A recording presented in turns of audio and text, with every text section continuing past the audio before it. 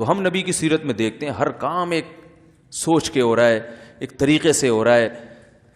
تو آگے ہم دیکھتے ہیں رسول اللہ صلی اللہ علیہ وسلم نے جو سفیر بنائے ہیں مختلف ملکوں میں بھیجنے کے لیے, ان سفیروں میں آپ نے یہ نہیں کہا کہ جس کو چاہے اٹھا کے بھیج دو.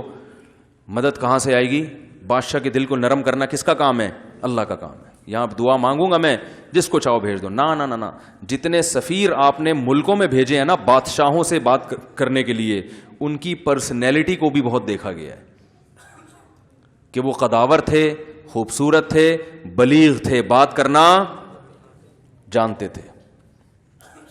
اب کسی ایسے شخص کو سفیر بنا کے بھیج دیا جائے کہ وہ بولنا کچھ چاہ رہا ہے, نکل اس کے منہ سے کچھ اور رہا ہے, یا گھبرا رہا ہے وہاں جا کے, تو کتنی اچھی دعوت ہو, کیسی ہی زبردست حق ہو, لیکن اس کو پیش کیسے کرنا ہے اس کا بھی بڑا اثر پڑتا ہے.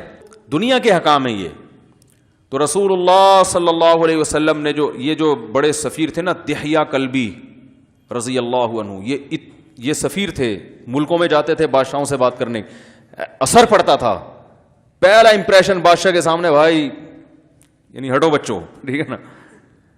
یہ اتنے خوبصورت تھے جن کو نبی نے ملکوں میں بھیجا تھا سفیر بنا کے.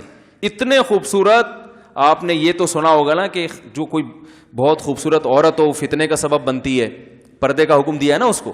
مرد کو پردے کا حکم کبھی سنا آپ نے؟ حضرت دحیہ کلبی پر حضرت عمر نے مدینہ میں داخلے پر پابندی لگا دی تھی کہ عورتیں فتنے میں پڑ رہی ہیں ان کی وجہ سے. اور بعض روایت میں آتا ہے چہرہ ڈھانپ کے آیا کرتے تھے, چہرہ کھولنے کی اجازت نہیں تھی.